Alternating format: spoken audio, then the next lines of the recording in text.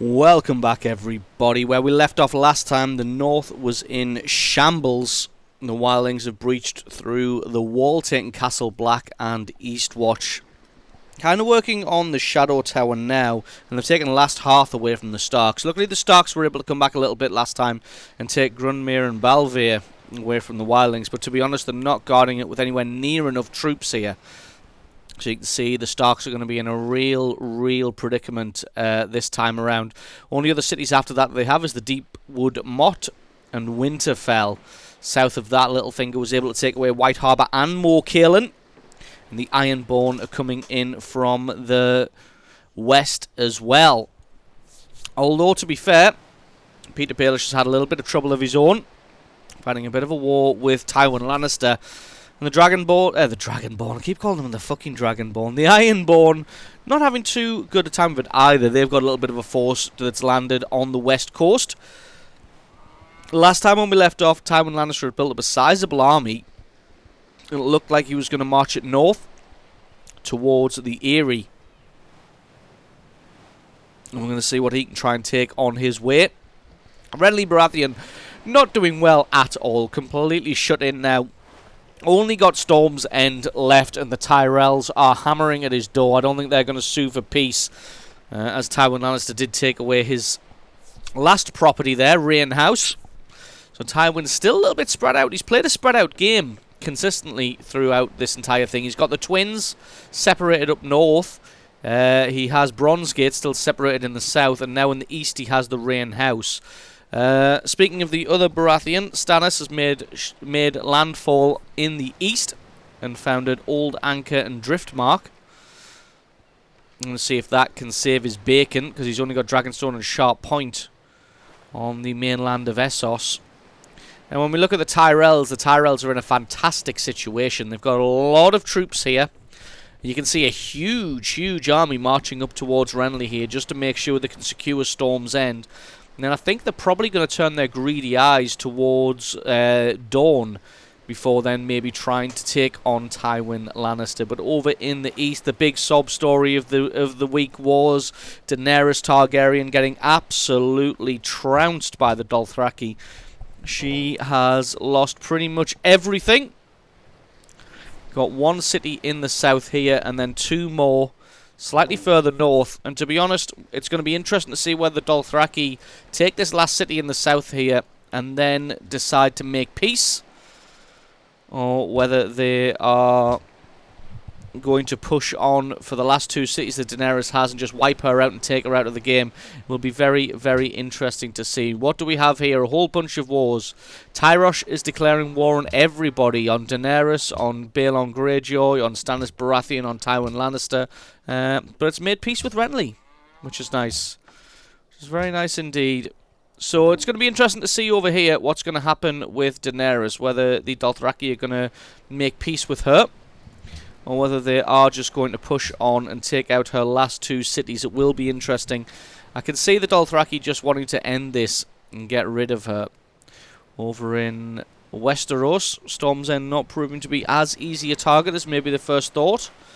Not falling to the combined might of the Tyrell army just yet. Dawn also starting to build up a little bit of an army. I'm not sure whether Dawn's still at war with Renly Baratheon. I don't remember. It'll be interesting to see if they are, whether they can come up and try and sneak Storm's End away, because the Dawn didn't have a very good start, getting penned in by Renly and the Tyrells at the same time. Didn't really have much of an opportunity to expand. As you can see, though, the Tyrells own a huge amount of land. The other thing that Tyrells have as well is the dominant religion in Westeros. And Essos, actually. I think it's it's made landfall in Essos as well. In fact, if we just take a quick look at this religion, if we have a look what benefits it grants +2 gold for every city following the religion, which is a lot. Culture from plantations, +2 happiness from gardens, faith to purchase great people, 20% combat strength near friendly cities that follow this religion. That's pretty good, and each world wonder provides +2 faith. That's not too bad at all, considering there are 66 cities following the Faith of the Seven That's really good going on the part of the Tyrells. And you can see Tywin Lannister is fighting a war on two fronts here. I'm 90% sure he's still at war with the Ironborn, or maybe the Ironborn are just at war with Peter Baelish. I do see a lot of numbers coming up here. It looks like the Ironborn aren't at war with Tywin. So Tywin is trying to work down, smelt blood in the water, when Peter Baelish made war on the north. And you can see the Ironborn took away Moorcailin very, very quickly. It was laid siege to early on by Tywin Lannister, and he wasn't able to take it away. But the Ironborn come in once Peter Baelish had taken control of it, and they just whisk it away from him, no problem whatsoever. You can also see White Harbour falling if they've got the self-awareness to head north and take that one out as well. Rook's Rest has also been captured. That was sneaky as well. I was expecting Antlers to go down a lot sooner than Rook's Rest, but it looks like Tywin's doing a great job of warmongering here. Harrenhal just a little bit stuck in the middle of the Lannister lands here. Storm's End still doing good, actually. It's not lost a lot of health at all.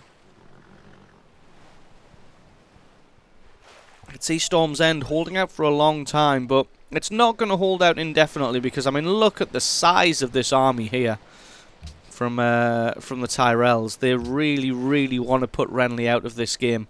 There we go. Takes a good chunk of health from that. And the Dornish are just kind of defending their own borders, I feel like. It doesn't look like they are really wanting to make war at the moment. Because, I mean, if we have a look back through the... Wow, the Lannisters at war with Old Town. That'll be interesting. Yeah, it looks like the Dornish aren't really looking to make an assault.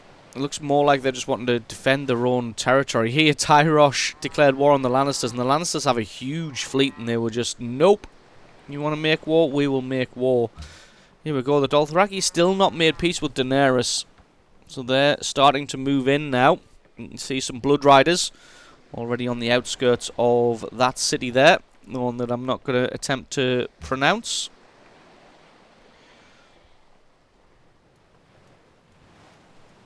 Oh, the Crossroads has been captured, taken back by Peter Baelish. Interesting, although Antlers has now been taken by Tywin Lannister. So he now has Rook's Rest and Antlers. He used to belong to Stannis Baratheon, then Peter Baelish. And we just have to deal with being gifted a unit because we're apparently friendly with somebody. Excuse me, so you'll have to bear with me. We don't want any of that. There we go.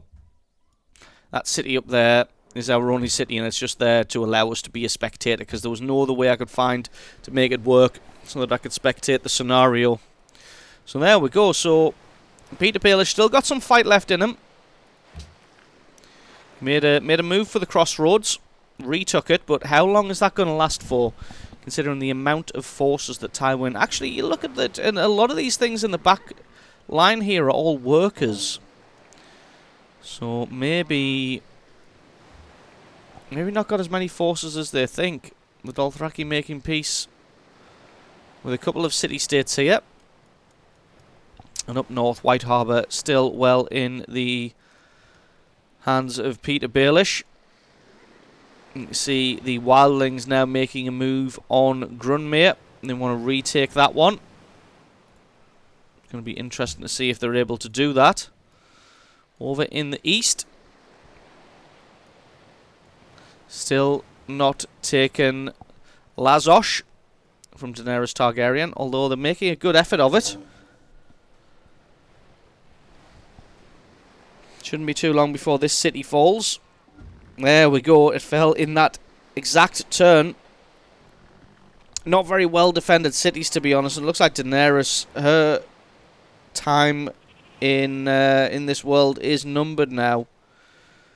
She's not going to be able to last very much longer at all. I give her less than 5 turns if the Dothraki don't make peace somehow. Peter's made peace with Stannis. I wasn't even sure they were at war, to be honest. Storm's End now down to about half health. Oh, now almost gone. This could be it for Renly next turn. Unless he gets some kind of miracle. But to be honest, he's got one crossbowman and one city. They're going to be able to maybe take out these landed knights. And that's going to be it. These landed knights are just going to move straight in and take it. So they've made peace. Then a bunch of city-states making peace. Because they've realised that they don't want to take on the great houses. The greatest of which being Tywin Lannister at the moment. He's now moved on to 9 stars. This will do a good job of linking up his territory in the north. The twins there. You can see it's been an island for a while. Took that from Walder Frey. The red wedding backstabber that he is. Peter's made peace with Balon Greyjoy. It'd be interesting to see if Balon's able to... Did he manage to get a city out of that? He did not. So it looks like they just... made peace.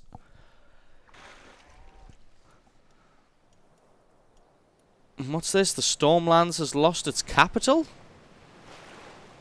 Oh, there we go. Storm's End is done. So Balon made peace with Peter.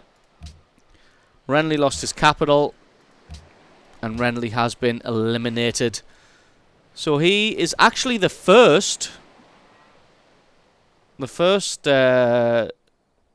great house to be eliminated from the game. He's absolutely gone. That is interesting, but Daenerys is going to be close second. Look how quick they've moved in. In fact, it's going to be this turn here, next turn, where she is also going to be eliminated. So some very quick eliminations now. One after another. 2 turns, 2 civs eliminated. Daenerys Targaryen and Renly Baratheon both paying the ultimate price for the Game of Thrones. They have been eliminated. As you can see, in a stunning turn of events, taking Storm's End here has propelled the Tyrells into first place, but only just. I'm sure once Tywin wraps up his war with Peter Baelish, he's going to be right back on top.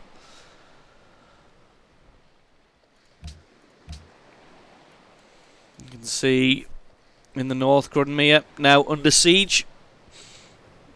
It's not going to be long before these cities fall as well. Mance Rayder's doing a great job here. Starting behind the wall can be a little bit of a double-edged sword. It kind of provides them with protection and allows them to build up.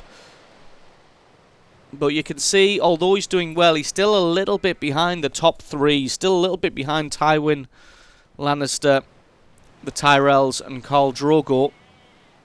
But he's now taken Grunmere, which has helped out his score a little bit. Tywin's taken 9 stars. And it looks like he's got Peter Baelish on the run now. He's got a huge army there, and it's going to be interesting to see what he decides to do with it next. Whether he's going to maybe sail across the sea or reposition them and maybe take a war to the Tyrells. Wars between the 2 larger civs are always interesting, as the AI is definitely very reluctant to declare war on someone that's comparable in strength. The Tyrells might find themselves angering the Dothraki soon, though, because they've got Red Lake here and Ashford across the Narrow Sea in Essos. And that may end up being a mistake. It may give the Dothraki an in. If they can take those cities, they may move across the Narrow Sea and decide to make war on the Tyrells, who I'm fully expecting within the next 3 to 4 turns to declare war on Dorne. And if they can wipe Dorne out and take all of their cities, and that's going to put the Tyrells firmly in the number 1 spot in this game, absolutely without doubt. Tywin looks like he's actually taken 9 stars and then retreated a lot of his army away. I'm not really... Oh no, he's moved it around to the south to take on Iron Oaks. That was just a misreading from me there. Although he has taken some of his armies south. They're all kind of gathering around the Paps here. Be interesting to see what they're doing. Tywin's made peace with Old Town. Decided that he's not going to get that one. I do still find it funny that Harrenhal has survived unmolested in the centre there for the entirety of the game. Iron Oaks should fall here. I'll just keep an eye on this one. We'll see what Mance Rayder's completed the Eyrie. Very interesting. And look at that, Iron Oak survived somehow. If we take a look in the north, Balve is now under attack. And that should fall this turn as well. Oh, and there we go. Balon Greyjoy's declared war on Robb Stark, and I'm not surprised, considering Robb Stark is in second to last place now. Probably soon to be last with the Wildlings beating down his half door. Iron Oak still not fallen. They've defended this one very, very well. It's got no health left, but it looks like Tywin Lannister just didn't have a melee unit to get in there and take Iron Oaks away. Looks like the forces for the Vale have rallied. You can see them starting to secure their own borders. Tywin Lannister may have made a mistake here, retreating at least half of his army back to the Paps. Nope, there we go. Iron Oaks falls, and that leaves a lot of troops stranded behind enemy lines for the Peter Baelish. It's going to be interesting to see whether he decides to try and pull those out or just fight to the death. Up in the north, Balve has fallen and Carhold is close behind. That's going to fall any moment now. And that's going to put Mance Rayder in a great position. He's still fourth on the scoreboard. But with the acquisition of Carhold, it'll help close the gap between him and Khal Drogo of the Dothraki. And there we go, Carhold falls, firmly securing his place in fourth place. See Balon Greyjoy, the next nearest, is almost 500 points behind. So you can see the real forces here. I think this is going to be curtains for Robb Stark, to be honest. Oh, there we go. The Vale has retaken Iron Oak, so that's going to slow down the Lannisters, who I think have now started to move in more forces. I think they've realised that this one's not going to be as easy as they first thought. Peter Baelish has kicked out the occupiers from Iron Oaks, although they have nicely fortified Crossroads Inn and 9 Stars. Nothing really happening in the south. Going to keep an eye on the north, because like I said, the Ironborn have made war with Robb Stark. They are at the gates of Winterfell. The only downside is Winterfell is probably the most heavily defended keep on the map at the moment. Not in terms of military forces, but just in terms of sheer defensive strength. It has a defensive strength of 53. Actually, if you have a look, Pike is 44, Castle Rock 43, Highgarden is 44, Sunspear 45, Dragonstone only 40, Golthrak 38, Marine nowhere near anymore. So yeah, on the areas 45. So Winterfell by almost a clear 10 points is the most well defended keep on the map at the moment. It's going to be interesting to see what the Ironborn can do. They're fighting a pitched battle right now. Winterfell's fielded some northern longswordsmen.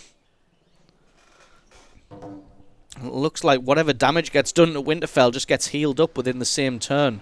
So Winterfell probably going to hold for a long time, but to be honest, if Robb gets penned into Winterfell, there's going to be nothing really. It's just going to be a slow war of attrition until he finally goes down. Because although he might be able to hold Winterfell almost indefinitely, he's not going to be able to win the game from one city, no matter how grand that city is. And have a look. Peter Baelish has done a great job retaking Iron Oaks and pushing the Lannisters back. But you can see this army that was stationed around the Paps has started to move. It's now heading north to reinforce the embattled forces in the mountains. We have a look to the south. It'll be interesting to see what the Tyrells are doing with their army. It looks like their army's just kind of melted away. That's what seems to happen with these AI-only battles. Is they make a huge army and then it just kind of seems to melt away once the war's done. It looks like they've kind of just spread themselves out around the south of the Tyrell lands. But I just want to take a quick look at this. The Dornish have put to sea quite a sizable army there. And it's interesting that Tywin Lannister's taken Tyrosh, the little city-state that decided to declare war on everybody. And look at this, Khal Drogo has declared war on Petyr Baelish now, which is very, very interesting indeed. I'd be interested to see how he's going to get any forces over there to deal with that, to actually wage the war. He's got some ships in the Narrow Sea, but that's about it. And I think we're going to have to wait until next time to find out how the Dothraki plan to make that war. Wow. This is where the Tyrell army has gone. The Tyrell army has landed in Essos, and it's going to be very, very interesting to see what they decide to do with it.